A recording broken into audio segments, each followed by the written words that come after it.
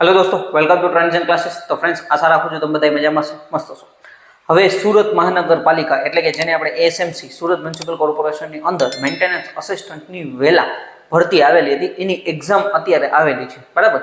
જો કે હમણાં નવી ભરતી બહાર પડવાની છે, તો એની જે સિલેબસ છે એ સિલેબસ જૂનો સિલેબસ ને નવો સિલેબસ ઓલમોસ્ટ સેમ જ રહેવાનો છે, બરાબર। પણ જેટલા પણ વિદ્યાર્થી મિત્રોને ખાસ 12 એપ્રિલના રોજ એક્ઝામ છે, તો એ લોકો માટે સિલેબસ છે એ કોલ લેટરની અંદર આપેલો છે। તો હવે જે થોડાક સમય છે તો એની અંદર કઈ રીતના તૈયારી કરવી એના વિશે આ વિડીયોની અંદર ચર્ચા કરતા જશું, બરાબર। પરીક્ષા પદ્ધતિને એના વિશે આપણે બધું જોઈ લઈએ, જેથી તમને બેઝિક આઈડિયા આવી જાય, બરાબર।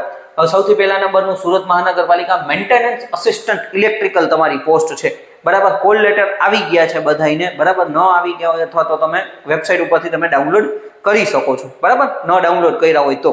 હવે બીજા નંબરનું તો કે ભાઈ આપણે પહેલા તમારી એક્ઝામ છે 12 એપ્રિલ 2026 ના રોજ તમારી એક્ઝામ છે, બરાબર। પરીક્ષાની ભાષા ગુજરાતીમાં લેવાનું છે, એટલે પેપર આપણું ગુજરાતીમાં લેવાનું છે, એટલે એની કંઈ ટેન્શન નથી કે ભાઈ ઇંગ્લિશમાં છે ગુજરાતીમાં, મેન આપણું આખું પેપર જે છે એ ગુજરાતીમાં આવશે। ટોટલ ગુણ કુલ ગુણ 100 માર્ક્સનું તમારું પેપર રહેશે, 100 એમસીક્યુ હશે, નેગેટિવ માર્કિંગ નથી, બરાબર।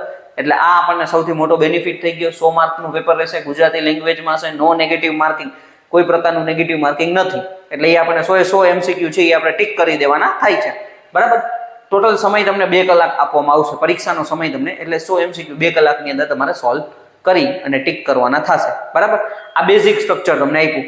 હવે અહીંયા પાછું લખેલું છે 100 એમસીક્યુ નું પેપર રહેશે। હવે એની અંદર 65 માર્કનું તમને ટેકનિકલ પૂછાશે, બરાબર। 65 માર્ક્સનું ટેકનિકલ હશે અને 35 માર્કનું નોન ટેકનિકલ હશે, આ પદ્ધતિ છે, બરાબર। એની અંદર જે ભાઈ આપણે કે ભાઈ 65 માર્કનું ટેકનિકલ, 35 માર્કનું નોન ટેકનિકલ, ટોટલ તમારા 100 એમસીક્યુ 100 ગુણ થશે, 100 માર્ક્સનું પેપર તમારે લેવામાં આવશે।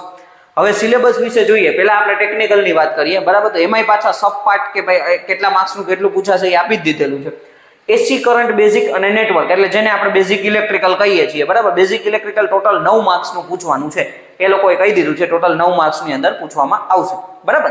એટલે બેઝિક ઇલેક્ટ્રિકલમાં આપણને બધાને આઈડિયા છે કે ભાઈ કરંટથી શરૂઆત થાય, કરંટ છે, વોલ્ટેજ છે, પાવર છે, વર્ક પાવર, એનર્જી છે, બરાબર। ત્યાર પછી કેસીએલ, કેવીએલ, ઓહમનો નિયમ, સિરીઝ સર્કિટની અંદર જાય register series parallel, capacitor series parallel, બરાબર, ઇન્ડક્ટર સિરીઝ પેરેલલ, એસી ની અંદર જાય તો આરએલસી સર્કિટ, બરાબર, સિરીઝ આરએલ, આરસી, આ બધું જે સિરીઝ સર્કિટ છે, પાવર છે, ઇમ્પિડન્સ શું છે, એમાંથી કોઈ પણ ક્વેશ્ચન તમને આવી શકે છે, બરાબર।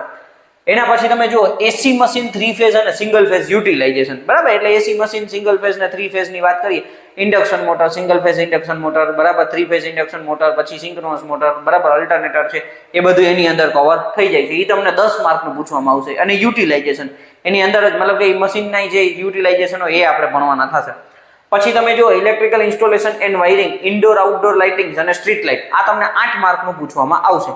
પહેલા નંબરનું ઇલેક્ટ્રિકલ ઇન્સ્ટોલેશન અને વાયરિંગ, એટલે વાયરિંગ આપણને ખબર છે, તો વાયરિંગ ની અંદર શું આવશે તો કે types of wiring, types of wire, એ બધું છે ને એ બધું કવર થશે, બરાબર। એટલે 8 માર્કનું તમને એ પૂછાશે। ઇન્ડોર આઉટડોર લાઇટિંગ છે એ તમને પૂછવામાં આવશે, સ્ટ્રીટ લાઇટમાંથી તમને ક્વેશ્ચન આવી શકે છે, એ બધું તમારે બેઝિક જોવાનું થશે। પછી તમે જો રિન્યુએબલ એનર્જી સોર્સ અથવા રિન્યુએબલ પાવર, એમાં સોલાર અને વિન્ડ, બરાબર, સોલાર છે, વિન્ડ છે, અથવા બીજા જે અમુક પાવર છે, renewable energy, tidal power plant છે, બરાબર, તો એમાંથી તમને ક્વેશ્ચન આવી શકે છે। ટોટલ 7 માર્કનું તમને પૂછવામાં આવશે, મેઇન સોલાર અને વિન્ડ વધારે ધ્યાન દેવાનું છે। પછી ટ્રાન્સમિશન અને ડિસ્ટ્રીબ્યુશન, એચટી અને એલટી અને ટ્રાન્સફોર્મર, આ બધું થઈને 9 માર્ક્સની અંદર પૂછવામાં આવશે, બરાબર। ટ્રાન્સમિશન, ડિસ્ટ્રીબ્યુશન, ટ્રાન્સફોર્મર છે, બરાબર, તો એ બધું ટોટલ તમારે 9 માર્ક્સનું પૂછવામાં આવશે।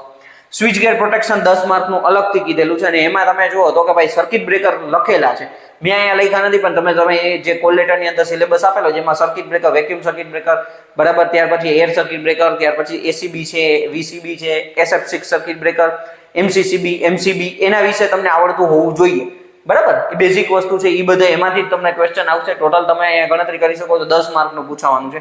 ઇલેક્ટ્રિકલ કંટ્રોલ સિસ્ટમ 8 માર્કનું તમને પૂછાવાનું છે, બરાબર, કંટ્રોલ સિસ્ટમ આપણે જોવાનું છે। અને ટાઇપ્સ ઓફ કેબલ, કંડક્ટર અને મટીરિયલ, કેટલા પ્રકારના કેબલ છે, કંડક્ટર છે, મટીરિયલ છે, એ તમારે 4 માર્ક્સની અંદર પૂછાઈ શકે છે।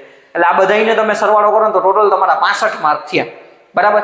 હવે એના પછી તમે જો સુરત મહાનગરપાલિકાના વિષયક જાણકારીના પ્રશ્નો, હવે ઈ તમને 10 માર્કનું પૂછાશે, જે નોન ટેકનિકલ પોર્શન છે એની અંદર, કે ભાઈ સુરત મહાનગરપાલિકાની આસપાસના તમને કોઈ પણ ક્વેશ્ચન તમને પૂછાઈ શકે છે 10 માર્કની અંદર। એ ઉપરાંત સામાન્ય જ્ઞાન, જેને આપણે જનરલ નોલેજ કહીએ છીએ, એ 15 માર્કનું પૂછાશે। અને કોમ્પ્યુટર બેઝિક સીસીસી ના લેવલ પ્રમાણે 10 માર્કનું તમને કોમ્પ્યુટર પૂછાશે, એટલે ટોટલ 35 માર્કનું નોન ટેકનિકલ થયું, બરાબર। હવે મેઇન વસ્તુ એ છે તો કે ભાઈ આ જે સિલેબસ જોયું, બરાબર, એને ટૂંકમાં હું તમને કહી દઉં તો કે ટૂંકની અંદર આપણે બેઝિક તમે જુઓ તો કે ભાઈ આપણને 3 મેઇન સબ્જેક્ટ આપણું basic electrical machine power system આવડતું હોવું જોઈએ. પાવર સિસ્ટમની અંદર જનરેશન, ટ્રાન્સમિશન, ડિસ્ટ્રીબ્યુશન અને સ્વિચ ગેર પ્રોટેક્શન આ બધું આવી જાય. બરાબર, તો તમે અહીંયા તમે જુઓ તો કે ટ્રાન્સમિશન ડિસ્ટ્રીબ્યુશન 9 માર્ક્સનું કીધેલું છે, સ્વિચ ગેર તમને 10 માર્કનું કીધેલું છે. બરાબર, પછી સોલાર ને વિન્ડ તમને 7 માર્કનું કીધું. એટલે આ બધું પાવર સિસ્ટમની અંદર આવી જાય. બરાબર, પછી types of cable, conductor, materials છે 4 માર્કમાં પૂછાવાના છે. તો એ આમ જો કેબલ્સ ને બધું છે એ પાવર સિસ્ટમની અંદરનો જ એક પાર્ટ છે. બરાબર, એટલે પાવર સિસ્ટમ વધારે આવડતું હોવું જોઈએ.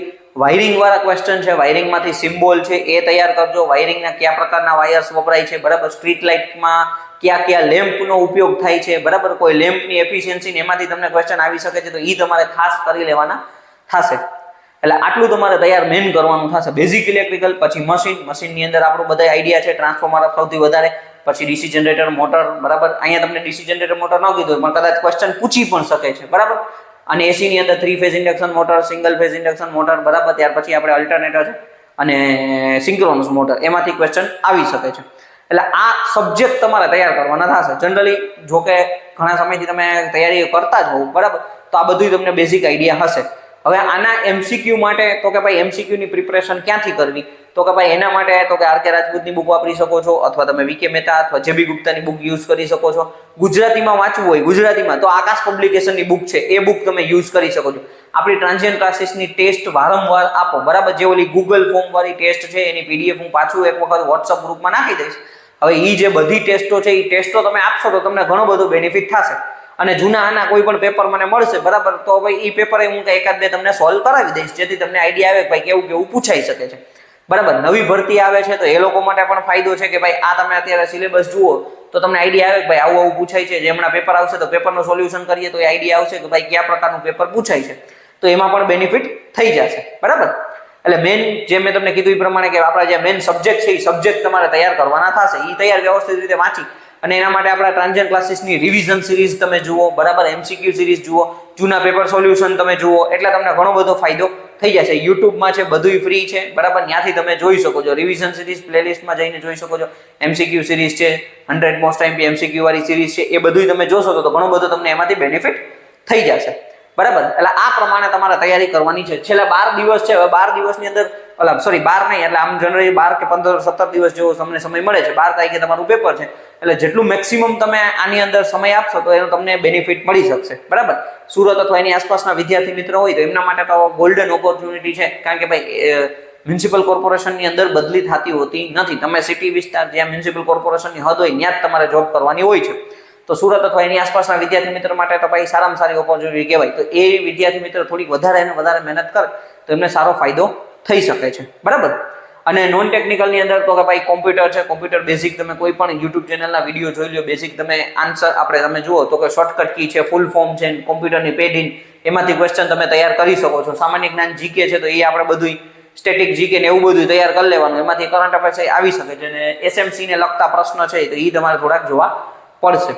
બરાબર, એટલે આ પ્રમાણે તૈયારી કરશો તો ઘણું બધું બેનિફિટ થશે. ખાસ ટેસ્ટ ગૂગલ ફોર્મમાં ડેઈલી 2-4 ટેસ્ટ આપવા માંડો. બરાબર, અને એ ઉપરાંત ટ્રાન્ઝિયન્ટ ક્લાસીસ એપ્લિકેશનમાં પણ ટેસ્ટ છે તો એમાં પણ તમે ટેસ્ટ આપી શકો છો. એ પણ તમને બેનિફિટ કરી શકે છે.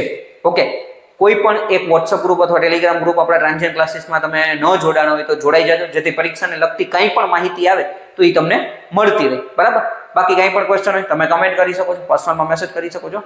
Thank you friends.